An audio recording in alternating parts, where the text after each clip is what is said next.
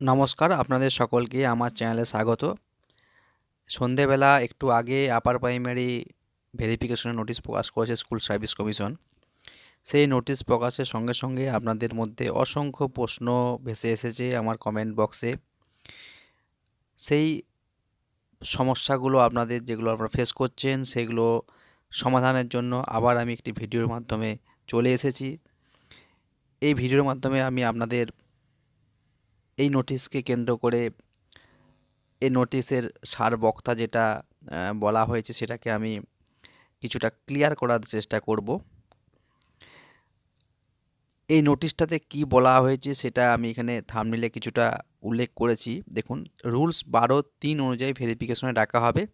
এর মধ্যেই সব কিছু আছে। 12(3) রুলসটাতে কি আছে একটু আপনাদের সঙ্গে আমি শেয়ার করলে পুরো ব্যাপারটা ক্লিয়ার হয়ে যাবে। রিক্রুটমেন্টটা আপনাদের কীভাবে হতে চলেছে। দেখুন, আগে নোটিশটা একটু আপনার সঙ্গে শেয়ার করি। সেখানে দেখুন 12(3) রুলসটার কথা বলা আছে। 12(3) এই সে স্কুল সার্ভিস কমিশনের নোটিশ আমরা দেখতেই পাচ্ছেন, সবার উপরে একদম প্রথম লাইনে লেখা আছে। দেখুন, the verification process under rules 12(3) of the West Bengal school service commission, অর্থাৎ ভেরিফিকেশন প্রসেসটা 12(3) রুলস অনুযায়ী হবে। 12(3) রুলসটা কবে প্রকাশিত হয়েছিল? 2016 সালে 23 সেপ্টেম্বর যে গেজেট নোটিফিকেশন প্রকাশিত হয়েছিল, তার 12(3) রুলসটা কী আছে সেটা একটু আপনাদেরকে এবার দেখতে হবে। সেই অনুযায়ী কিন্তু আপনাদের এই রিক্রুটমেন্টটা হবে। তাহলে সেই রুলসটা আগে আপনাদেরকে জানতে হবে। চলুন সেই রুলসটাতে যাওয়া যাক। আমরা এখন চলে এসেছি 12(3) যে রুলসটা আছে, দ্য কলকাতা গেজেট প্রকাশিত হয়েছিল সেপ্টেম্বর 20, 2016। তার 12(3) নাম্বার কলামটা দেখুন বলা আছে, এটাই হচ্ছে ভাইটাল। এই সেন্টেন্স যেগুলো লেখা আছে 12(3)তে, এই সেন্টেন্সের উপর ডিপেন্ড করে আপনাদের রিক্রুটমেন্টটা হবে। আমি সেই 12(3)তে কী বলা আছে একটু আপনার সঙ্গে বোঝানোর চেষ্টা করছি। The central commission shall verify the valid of TET certificate. কোনটা ভেরিফাই করবে? আপনার ভ্যালিডিটি অফ টেট সার্টিফিকেট। যে টেট সার্টিফিকেটটা আছে তার ভ্যালিডিটিটা এখানে জাজমেন্ট করা হবে। আর কি করবে? এখানে প্রশ্ন এসছে আপনাদের, তাহলে আপনারা 2012 সালে যারা টেট পাস করেছেন আপনাদের তো ভ্যালিডিটি শেষ হয়ে গেছে 2018 সালের 31শে মার্চ। তাহলে কি আপনাদের সেটা অ্যাপ্লিকেবল হবে? নিশ্চয়ই হবে, কারণ এটা 2016 সালে 23শে সেপ্টেম্বর যে গেজেট প্রকাশিত হয়েছিল, তার সেই সময় যাদের যা কোয়ালিফিকেশন ছিল তার উপর বেস করে এই রিক্রুটমেন্টটা হবে। অর্থাৎ সেই সময় আপনি যে টেটের মার্কসটা আপলোড করেছিলেন, অর্থাৎ 2015 অথবা 2012, যে মার্কসটা আপনি আপলোড করেছিলেন সেই ডেটাটা স্কুল সার্ভিস কমিশনের মধ্যে আছে, তাদের ডেটা বেসের মধ্যে আছে। সেই ডেটাটা কিন্তু আপনার আছে, সেই ডেটার উপর বেস করে আপনার কিন্তু ভেরিফিকেশনটা হবে। তো এখানে আপনার চিন্তা করার কোনো কারণ নেই যে আপনাদের টেটের সার্টিফিকেটটা 2018 সালের ইনভ্যালিড হয়ে গেছে, অর্থাৎ তার সার্টিফিকেটের মেয়াদ শেষ হয়ে গেছে মানে আপনারা পারবেননি, এটা কিন্তু নয়। এছাড়াও আপনাদের এটা জানেন, আপনারা খুব হালফির এনসিটি একটা নতুন রুলস বা নতুন নোটিশ বার করেছে, যাতে পরিষ্কার বলা আছে যে টেট সার্টিফিকেটের মেয়াদটা হচ্ছে লাইফ টাইম করে দেওয়া হবে। তো সেক্ষেত্রেও আপনারা কিন্তু টেট সার্টিফিকেটের যে আগে ভ্যালিডিটি যাই থাক না কেন, এখন ওই টেট সার্টিফিকেটের মেয়াদ হচ্ছে আজীবনই থাকবে। তো সেক্ষেত্রে আপনাদের এই সন্দেহটা এখানে আমি দূর করতে পারলাম যে টেট সার্টিফিকেট 2012 আপনারা এখানে শো করতে পারবেন। ইনফ্যাক্ট আমরা যে ডেটাটা আপলোড করেছেন সেটাই আপনার থাকবে, কারণ এখানে একটা জিনিস আমরা খেয়াল করবেন যে ডকুমেন্টগুলো আপলোড করার কথা বলা হয়েছে সেখানে কিন্তু টেট সার্টিফিকেটের কথা বলা নেই। কেন বলা নেই? দেখুন, 2015 সালে আমার যেটা মনে হয়েছে সেটাই বললাম। 2015 সালে যে টেটের কোনো সার্টিফিকেট দেয়নি, কম্পিউটার জেনারেটেড কপি কিন্তু একটা আপনাদেরকে দিয়েছিল। সেটা আপনি কম্পিউটারতে প্রিন্ট আউট করে নিতে পারেন, কিন্তু সেটা কিন্তু অফিসিয়াল কোনো ডকুমেন্ট নয়। তাই সেই সার্টিফিকেট কোনো রকমভাবে আপলোড করা যায় না।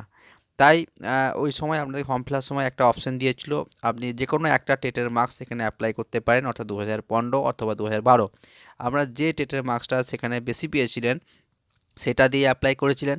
তো সেই সেটাই কিন্তু আপনাদের ফাইনালাইজড হয়ে আছে। আপনি যখন ভেরিফিকেশন 4 তারিখে হবে, অর্থাৎ আপনার যখন রোল নাম্বার এবং ডেট অফ বার্থ দিয়ে লগ ইন করবেন, তখন অবশ্যই আপনার ডেটের মার্কসটা সেখানে শো করবে। এটাই কিন্তু হওয়ার কথা। তো এটা নিয়ে আপনাদের কোনো রকম চিন্তা করার কারণ নেই যে টেট সার্টিফিকেটটা ওখানে আপলোড করার কোনো অপশান নেই বলে। এটা অটোমেটিক্যালি ওদের অটো জেনারেটেড কপি হয়ে আছে, তাই আপনাদেরকে এটা করার কথা বলা হয়নি।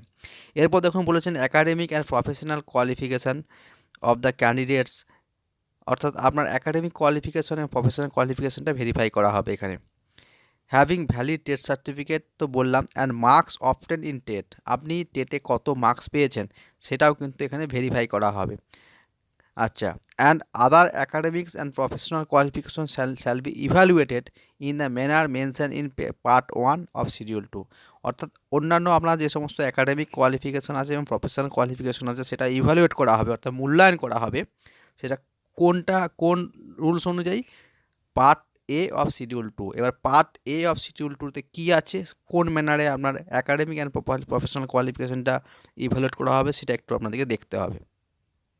এখন আমরা চলে এসেছি সেই শিডিউল 2 পার্ট এ। আপনারা দেখতেই পাচ্ছেন উপরে লেখা আছে, এই যে আপনার টেবিলটা আছে এই টেবিলের উপর বেস করেই কিন্তু আপনার ভাগ্য নির্ধারণ করছে। এখানে দেখুন লেখা আছে manner of evaluation of academic qualifications including professional qualification for selection of assistant teachers for upper primary level classes in school.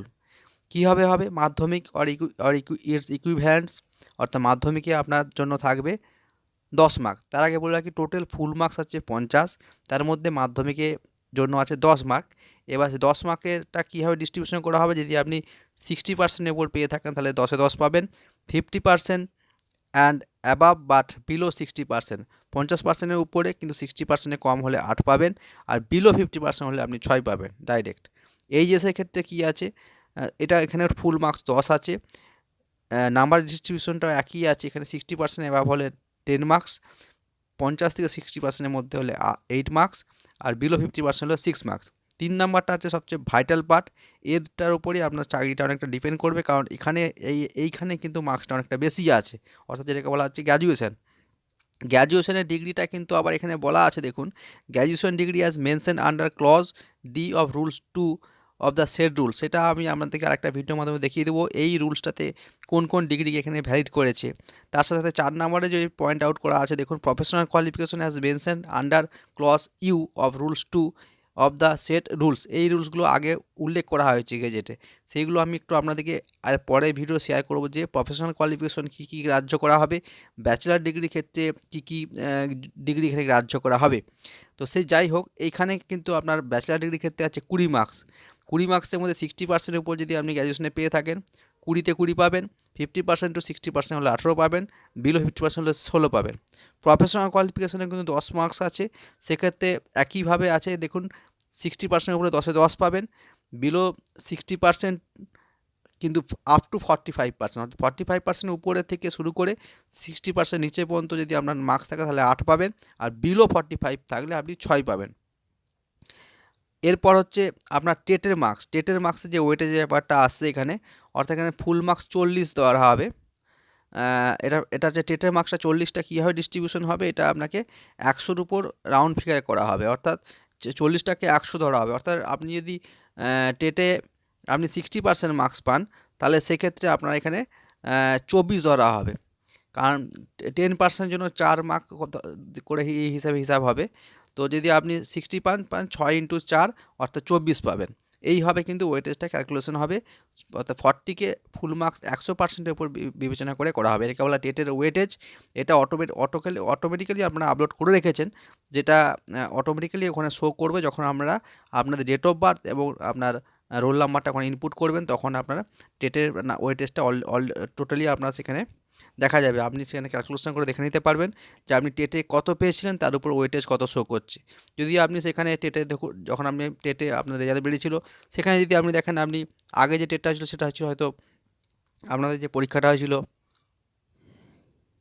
150 মার্কের উপর পরীক্ষা হয়েছিল, সেক্ষেত্রে কেউ যদি 90 পায় তাহলে সে 60% নাম্বার পেল। সেই 90 যদি পায় তাহলে এখানে ওয়েটেজ শো করবে তার 24।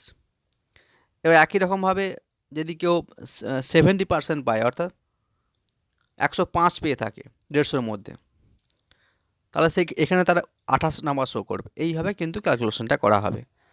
তাহলে এই আপনাদের অনেকগুলো প্রশ্নের আমি উত্তর এই ভিডিওর মাধ্যমে দিয়ে দিলাম। প্রশিক্ষণহীনরা ডাক পাবেন, সমস্ত প্রশিক্ষণহীন যারা ওই 2016-23 সেপ্টেম্বর অনুযায়ী ফর্ম ফিল আপ করেছিলেন 2,28,000-এর মতো আছে, সকলেই ডাক পাবেন। এবং 2012 সালে যারা টেট কোয়ালিফাই করেছেন তারা সকলেই ডাক পাবেন। তারা এবং কার উপর বেস করে রিক্রুটমেন্টটা হবে সেটাও আপনাদেরকে আমি নাম্বার ডিস্ট্রিবিউশনটাও দেখিয়ে দিলাম এবং রুলস 12(3)টাও একটু আপনাদের বুঝিয়ে দিলাম। এরপর যদি আপনাদের বিভিন্ন প্রশ্ন থাকে অবশ্যই আপনারা কমেন্ট সেকশনে করবেন, আবার আমি ভিডিওর মাধ্যমে সেগুলো সমাধান করার চেষ্টা করব। সকলকে অসংখ্য ধন্যবাদ, ভালো থাকবেন, সুস্থ থাকবেন, থ্যাংক ইউ।